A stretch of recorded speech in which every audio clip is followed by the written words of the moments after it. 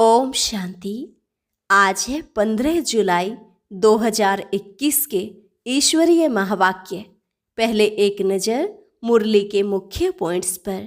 बाबा ने कहा, मैं तुम सर्व आत्माओं का पंडा हूँ, सबको वापस ले जाऊंगा। मेरे जैसा गाइड कोई होता नहीं। सर्व का लिबरेटर एक बाप ही है।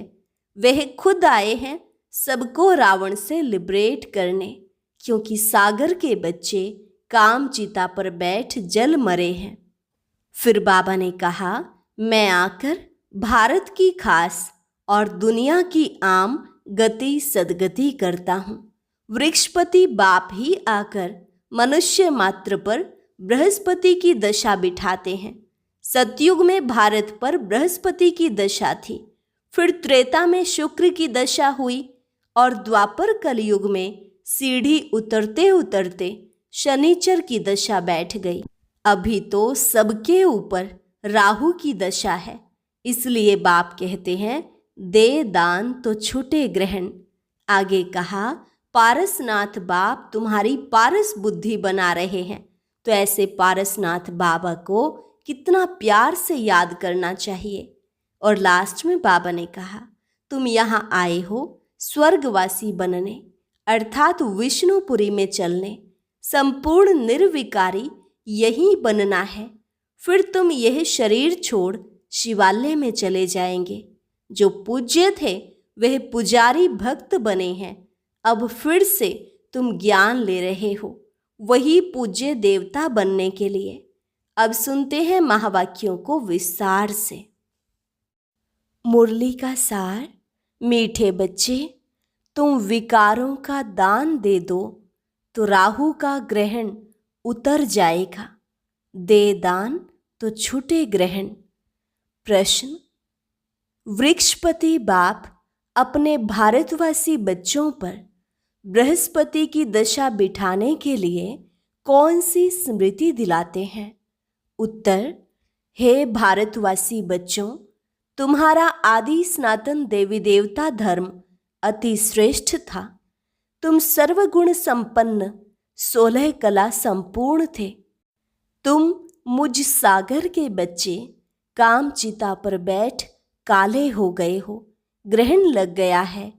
अब मैं तुम्हें फिर से गोरा बनाने आया हूँ। यह स्मृति आने से बृहस्पति की दशा बैठ जाती है। गीत ओम नमो शिवाय। ओम शांति। यह किसकी महिमा सुनी? बेहद के बाप की। ऊंच ते ऊंच बाप परमपिता परमात्मा ही है। लौकिक बाप के लिए तो सब नहीं कहेंगे। बच्चे जानते हैं सब आत्माओं का पारलौकिक बाप वह है ऊंच ते ऊंच। उनका नाम ही है शिव। बिगर नाम रूप के तो कोई चीज होती नहीं। इस समय सबको राहु का ग्रहण लगा हुआ है, इसलिए इनको आयरन एजेड वर्ल्ड कहा जाता है। दशाएं भी होती है, बृहस्पति की दशा, शुक्र की दशा। अब तुम्हारे ऊपर है बृहस्पति की दशा, जिसकी महिमा सुनी ऊंच ते ऊंच भगवान शिव बाबा। उनका असल नाम है शिव। बाकी किस्म किस्म के अनेक नाम रख दिए हैं। असल नाम है शिव बाबा। बाप समझाते हैं, मैं बीज रूप चैतन्य हूँ। सत्य चित्त कहते हैं, फिर कहते हैं वह सुख का सागर है, आनंद शांति का सागर है। महिमा सारी उस एक की ही है। भारतवासी महिमा गाते हैं, परंतु समझ से कुछ भी नहीं। एकदम पत्थर बुद्धि हो गए हैं। पत्थर बुद्धि किसने बनाया? रावण ने। सतयुग में भारतवासी पारस बुद्धि थे। आज से 5000 वर्ष पहले यह भारत पारसपुरी था, जिसमें देवी देवता रहते थे। भारत ही अविनाशी खंड गाया हुआ है। भारत में ही पारस बुद्धि देवता थे। इस समय पत्थर बुद्धि पतित रहते हैं। पतित कैसे बनते हैं, यह भी बाप ने समझाया है। द्वापर से जब काम चिता पर बैठे हैं तो काले बन जाते हैं। काम अग्नि में सब भस्म हो गए हैं। उसमें भी खास भारत की बात है। भारत में पारस बुद्धि देवताओं का राज्य था। उनको विष्णुपुरी राम राज्य भी कहा जाता था। यह बाप आकर बताते हैं, मीठे मीठे लाडले बच्चों, जब तुम सतयुग में थे, सर्वगुण संपन्न थे, यह तुम्हारी महिमा है। वहाँ विकार होते नहीं। द्वापर से रावण 5 विकारों का राज्य शुरू हुआ है, तो राम राज्य बदलकर रावण राज्य होता है। अभी ग्रहण लगा हुआ है, बिल्कुल ही भारत काला हो गया है। बृहस्पति की दशा सबसे अच्छी होती है। भारत पर बृहस्पति की दशा सतयुग में थी। फिर त्रेता में शुक्र की दशा तो 2 कला कम हो गई, उसको कहा ही जाता है सिल्वर एज। फिर द्वापर कलयुग आया, सीढ़ी उतरते आए, शनिचर की दशा हुई। इस समय सब पर राहु की दशा है। सूर्य को ग्रहण लगता है तो कहते हैं दे दान तो छूटे ग्रहण। अब रूहानी बाप बच्चों को समझाते हैं, यह है रूहानी ज्ञान। यह कोई शास्त्रों का ज्ञान नहीं है। शास्त्रों के ज्ञान को भक्ति मार्ग कहा जाता है। सतयुग त्रेता में भक्ति होती नहीं, ज्ञान और भक्ति। फिर है विराग्य, अर्थात इस पुरानी दुनिया को छोड़ना होता है। यह है शूद्र वर्ण। विराट रूप दिखाते हैं ब्राह्मण, देवता, क्षत्रिय, वैश्य। यह भारत की ही कहानी है। विराट रूप बनाते भी हैं, परंतु पत्थर बुद्धि समझते नहीं। पत्थर बुद्धि क्यों है? क्योंकि पतित हैं। भारतवासी ही पारसपुरी थे, संपूर्ण निर्विकारी थे। आज से 5000 वर्ष पहले भारत स्वर्ग था और कोई खंड नहीं था। यह बाप समझाते हैं। यह राजयोग कौन सिखाते हैं? शिवाचार्य। यह है ज्ञान का सागर। कोई मनुष्य को ज्ञान का सागर, सर्व का पतित पावन नहीं कह सकते हैं। सर्व का लिबरेटर एक ही बाप है। बाप खुद ही आते हैं दुख में रावण से लिबरेट करने, फिर गाइड बन ले जाते हैं। उनको रूहानी पंडा कहा जाता है। बाप कहते हैं, मैं तुम सर्व आत्माओं का पंडा हूं, सबको वापस ले जाऊंगा। मेरे जैसा गाइड कोई होता नहीं। कहते भी हैं, God father is liberator, guide blissful. सबके ऊपर रहम करते हैं, क्योंकि सब सागर के बच्चे काम चिता पर बैठ जल मरे हैं। उसमें भी खास भारत की बात है। बाप कहते हैं, तुम 16 कला संपूर्ण निर्विकारी थे। अब काम चिता पर बैठ तुम क्या बन गए हो? अब फिर बाप आए हैं। वृक्षपति बाप आकर मनुष्य मात्र पर बृहस्पति की दशा बिठाते हैं। खास भारत आम विश्व पर इस समय राहु का ग्रहण लगा हुआ है। बाप कहते हैं, मैं ही आकर भारत की खास दुनिया की आम गति सदगति करता हूँ। तुम यहाँ आए ही हो पारस बुद्धि बनने। मोस्ट बिलवेड बाप हुआ सब आशिकों का माशुक एक ही है। सब नेशन में लिंग जरूर बनाते हैं, क्योंकि सबका बाप है ना। शिव के मंदिर भारत में बहुत हैं, जिसको शिवालय कहते हैं, रहने का स्थान। सतयुग में है देवी देवता धर्म के मनुष्य, परंतु वह धर्म कब था, उन्हों का राज्य कब था, यह पता नहीं है। सतयुग की आयु लंबी लिख दी है। बाप बैठ समझाते हैं, तुम्हारे ऊपर अब बृहस्पति की दशा बैठ रही है 21 जन्मों के लिए।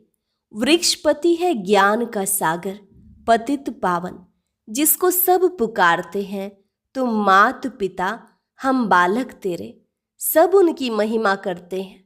बरोबर सतयुग त्रेता में सुख घनेरे थे, जबकि बाप हेवनली गॉड फादर है, स्वर्ग का रचयिता है, तो जरूर हम भी स्वर्ग में होने चाहिए। बाप समझाते हैं, तुम सब स्वर्गवासी थे, अब नरकवासी बने हो। भारत का ही आदि सनातन देवी देवता धर्म है। जैसे क्रिश्चियन धर्म के हैं, वे क्रिश्चियन धर्म के ही चले आते हैं। बाप कहते हैं, तुम देवी देवता धर्म वाले अपने धर्म को क्यों भूल गए हो, जबकि तुम देवी देवता धर्म के थे। बाप स्मृति दिलाते हैं, तुम्हारा सबसे श्रेष्ठ धर्म कर्म था। अभी तुम नीच पापी कंगाल बन गए हो। तुम हो ही देवताओं के पुजारी, फिर अपने को हिंदू क्यों कहलाते हो। भारत का यह क्या हाल हो गया है। जो देवता धर्म के हैं वह विकारी बनने के कारण अपने को देवता कहलाते नहीं। बाप कहते हैं, अभी इस पतित दुनिया का अंत है। महाभारत लड़ाई भी खड़ी है। भगवान उवाच, हम तुमको सतयुग के लिए राजयोग सिखाता हूँ। भगवान तो एक ही है, हम उनके बच्चे सालिग्राम हैं। बाप कहते हैं, तुम जो पूज्य थे वही पुजारी भगत बन गए हो। अब फिर ज्ञान लेते हो पूज्य देवता बनने के लिए। फिर द्वापर से पूज्य सो पुजारी बन जाएंगे। तुम पूरे 84 जन्म लेते हो। जिन्होंने 84 जन्म लिए हैं वही आकर ब्रह्मा कुमार कुमारी बनेंगे। ब्रह्मा द्वारा आदि सनातन धर्म की स्थापना यह भी गाया हुआ है। प्रजापिता है तो बहुत बच्चे भी होंगे, वह तो जरूर यहाँ ही चाहिए। कितनी ढेर प्रजा है। इन ब्राह्मणों को ही फिर देवता बनना है। बाप आकर शूद्र से बदल ब्राह्मण धर्म की स्थापना करते हैं। इस संगम युग पर ही आदि सनातन देवी देवता धर्म की स्थापना होती है। यह है कल्याणकारी संगम युग। इस लड़ाई को ही कल्याणकारी कहा जाता है। इस विनाश के बाद ही फिर स्वर्ग के गेट खुलते हैं। तुम यहाँ आए हो स्वर्गवासी बनने, वो विष्णुपुरी में चलने। तुम बच्चों पर अब अविनाशी बृहस्पति की दशा है। 16 कला संपूर्ण कहा जाता है। फिर 2 कला कम होती हैं तो शुक्र की दशा कहा जाता है। सतयुग में बृहस्पति की दशा है, फिर त्रेता में शुक्र की दशा, फिर नीचे गिरते आए मंगल की, शनिचर की, राहु की दशा भी होती है। जन्म जन्मांतर उल्टी दशाएं फिरती आई हैं। अब बाप द्वारा बृहस्पति की दशा बैठी है। यह है बेहद का बाप, ज्ञान का सागर, पतित पावन। वही तुम्हारा बाप भी है, शिक्षक भी है, सतगुरु भी है।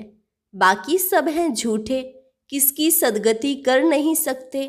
इसको कहा जाता है विशेष वर्ल्ड। वह है वॉइसलेस वर्ल्ड। अब विशेष वर्ल्ड में सभी बहुत दुखी हैं। लड़ाई मारामारी क्या क्या हो रहा है। इसको कहा जाता है खूने नाहे खेल। बिगर कोई कसूर के क्या क्या करते रहते हैं। एक ही बॉम्ब ऐसा गिराएंगे जो झट सारे खलास हो जाएंगे। यह वही संगम युग का समय है। तुम देवताओं के लिए फिर नई दुनिया चाहिए। तो अब बाप कहते हैं, मीठे मीठे बच्चे मन मना भव। यह कौन से बाप ने कहा? शिव बाबा ने। वह तो है निराकार। यूं निराकार तो तुम भी हो, परंतु तुम पुनर्जन्म में आते हो, मैं नहीं आता हूँ। इस समय सब पतित हैं, एक भी पावन नहीं। पतित बनना ही है, सतो रजो तमो में उतरना पड़े। इस समय सारा झाड़ जड़जड़ी भूत अवस्था को पाया हुआ है। दुनिया बिल्कुल पुरानी हो गई है, अब फिर से उसको नया बनाना पड़े। पतित दुनिया में देखो मनुष्य कितने हैं, पावन दुनिया में बहुत थोड़े राज्य करते हैं। एक ही धर्म था और कोई धर्म नहीं था। भारत को ही हेवन कहा जाता है। गाया जाता है, घट में ही सूर्य, घट में ही चंद्रमा, घट में 9 लाख तारे। सतयुग में 9 लाख होंगे, पीछे फिर वृद्धि होती है। पहले बहुत छोटा फूलों का झाड़ होता है, कांटों का कितना बड़ा फॉरेस्ट है। दिल्ली में मुगल गार्डन देखो कितना अच्छा है, उससे बड़ा कोई गार्डन नहीं। फॉरेस्ट देखो कितना बड़ा होता है। सतयुगी गार्डन भी बहुत छोटा है, फिर वृद्धि को पाते पाते बड़ा होता जाता है। अभी तो कांटों का जंगल हो गया है। रावण के आने से कांटे बन जाते हैं। यह है कांटों का जंगल। आपस में लड़ते रहते हैं तो एक दो को मारते हैं। कितना क्रोध है, बंदर से भी बदतर कहा जाता है। तो बाप कहते हैं, मेरे लाडले बच्चे, तुम्हारे ऊपर अभी वृक्षपति की दशा है। अब दे दान तो छूटे ग्रहण। संपूर्ण निर्विकारी अब यहाँ बनना है। फिर यह शरीर छोड़ जाकर शिवालय में आ जाएंगे।